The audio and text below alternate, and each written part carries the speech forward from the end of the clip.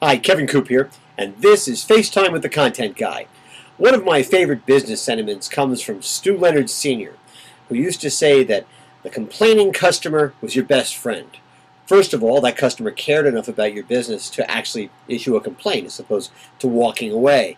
And second of all, the complaining customer gives you a chance to fix whatever you're doing wrong and do it right. Those are all good things for a business, not bad things for a business. I've always sort of agreed with that.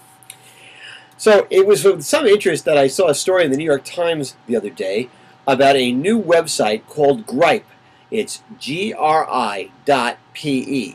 And basically what Gripe allows you to do is go online and type in a complaint about a company. That complaint is then put on Facebook, it's put on Twitter, as well as going directly to that company's customer service department. Okay? If they fix the problem, they can get a cheer on Gripe. And you can even go on Gripe if you want, and you can just put a cheer on there about a company that you feel is doing a really good job, even if there is no problem. This is a good thing. I think this is sort of interesting. I think it's designed to remove the friction between the person doing the complaining and the company being complained about. And Gripe itself refers to itself as the Better Business Bureau for the Twitter generation. This is kind of interesting. The bad news, of course, is it gives anyone who's doing a complaint, it gives them a megaphone. And it puts their complaint potentially on a stage in front of millions and millions and millions of people, which can, put anything out of proportion. There are some retailers who think this is like social media bullying, and they have a point. This can be a problem if people don't handle this right. Inevitably, somebody won't handle it right. Somebody will use this for the wrong reason, and if they don't do it on Gripe, they're going to do it on one of the many other sites that's going to, crop up, that's going to imitate what they're doing. That said, the fact that Gripe exists and other systems like it are going to exist is something that retailers have to know about. It may not be a good thing. It may make business a little bit harder to do.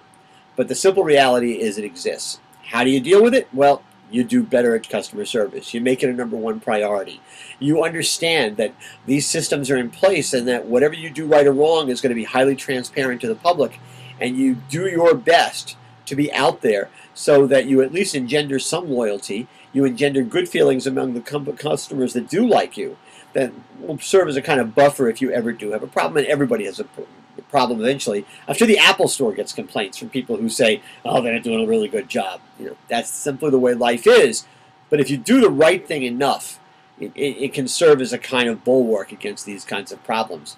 And at the very least, you've got to know that these things exist. You can't operate in a vacuum of ignorance, pretending that these things don't exist and pretending as if it can't affect your business. Better to know than not to know, because if you either ignore it or don't know about it, well, that's what Bob Murphy used to call 9 miles of bad road. It simply isn't going to work out for you. Anyway, that's what's on my mind this Thursday morning, and as always, I want to hear what's on your mind.